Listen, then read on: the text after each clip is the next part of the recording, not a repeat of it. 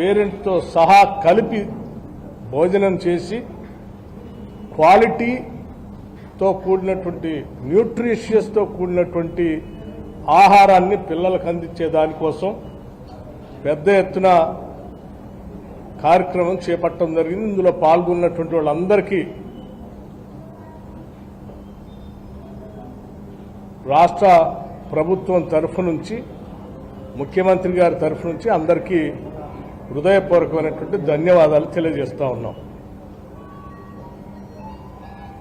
అలాగే ఈ నూతనంగా అడిషనల్గా పెంచినటువంటి ఈ 40% బడ్జెట్ సంబంధించి రాష్ట్ర ప్రభుత్వానికి ఆర్థిక పరమైనటువంటి అనేక ఒత్తిళ్లు ఉన్నప్పటికీ కూడా మన పిల్లల భవిష్యత్తే ఈ తెలంగాణ భవిష్యత్తుగా భావించి ఈ రెసిడెన్షియల్ స్కూల్స్ అన్నీ కూడా విజ్ఞాన భండారాగారాలుగా ప్రపంచంతో పోటీ పడేటువంటి మానవ వనరులుగా తీర్చిదిద్దాలనే ఆలోచనతో అదనంగా 541 కోట్ల భారం సంవత్సరానికి ప్రభుత్వంపై పడుతున్నప్పటికి కూడా దీన్ని అమలు చేయడానికే రాష్ట్ర మంత్రిమండలి నిర్ణయం తీసుకొని ముందుకు పోయింది అని ఈ సందర్భంగా మీ అందరికీ మనం చేస్తా ఉన్నాం. అలాగే సరే, నేను ఈ మధ్యకాలంలో టీఆర్ఎస్ పార్టీకి సంబంధించిన నాయకత్వం, అంటే బీఆర్ఎస్ పార్టీకి సంబంధించిన నాయకత్వం అక్కడక్కడ రాష్ట్ర ప్రభుత్వ ఆర్థిక అప్పులకు సంబంధించి తప్పుడు సమాచారం ఇస్తూ రాష్ట్ర ప్రజలను తప్పుగా పట్టించడం కోసం ప్రయత్నం చేస్తూ ఉన్నాం. మా హయాంలో మేము చేసిన అప్పులు 3 లక్షలే అని, లేకపోతే 3.5 లక్షలే అని రాష్ట్ర ప్రభుత్వం ఇచ్చినటువంటి శ్వేతపత్రంలో ఉన్న అప్పులు లెక్కలు అన్ని తప్పు అని ప్రయత్నం, ప్రజల్ని తప్పుదోవ పట్టించడం కోసం ప్రయత్నం చేస్తున్నారు. ఇది వాస్తవం కాదు. ఈ వాస్తవాన్ని ప్రజలకు తెలియజెప్పాలనే ఆలోచనతోనే ఈరోజు మీ ముందు ఇక్కడి నుంచి రాష్ట్ర ప్రజలకు తెలియజేస్తాం.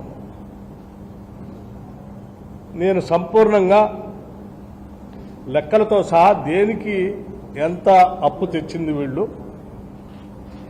ఎంత అప్పు మొత్తం అయిందనేది నేను అంకెలతో సహా మీ ముందు ఉంచుతా ఉన్నా. ఎఫ్ఆర్బిఎం లోన్స్ అంటే నేరుగా రాష్ట్ర ప్రభుత్వం తీసుకున్న అప్పులు ఉదాహరణకి 2014లో కేవలం 72,658 కోట్లు మాత్రమే ఉంటే 2024 అంటే 31/3/2024 కల్లా 3,89,673 కోట్లు నేరుగా కమర్షియల్ బ్యాంక్స్ నుంచి ప్రభుత్వమే నేరుగా తీసుకున్నట్టుంటాం. ప్రభుత్వంతో పాటు ప్రభుత్వంలో కొన్ని కార్పొరేట్లు పెట్టి, అంటే ప్రభుత్వ రంగ సంస్థల్లాగా సృష్టించి వాటి ద్వారా కూడా అప్పులు తీసుకున్నారు. వాటికి కూడా ప్రభుత్వమే గ్యారంటీ ఇచ్చి తీసుకుంటుంది.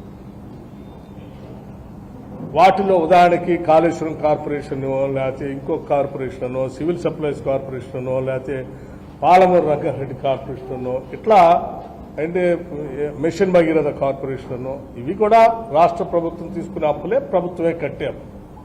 ఇప్పుడు మనమే కడుతున్నాం, ప్రభుత్వమే కడుతుంది కూడా. ఆ విధంగా గవర్నమెంట్ గ్యారంటీస్ లోన్స్ ఎస్పీవి అంటే స్పెషల్ పర్పస్ వెహికల్స్ పెట్టి తీసుకున్నటువంటి కార్పొరేషన్ పెట్టి తీసుకున్న అప్పులు కేవలం 5,893 కోట్లు 2014 రాష్ట్ర విభజన జరిగేటప్పటికి ఉంటే అవి 95,462 కోట్లు తీసుకొచ్చాం.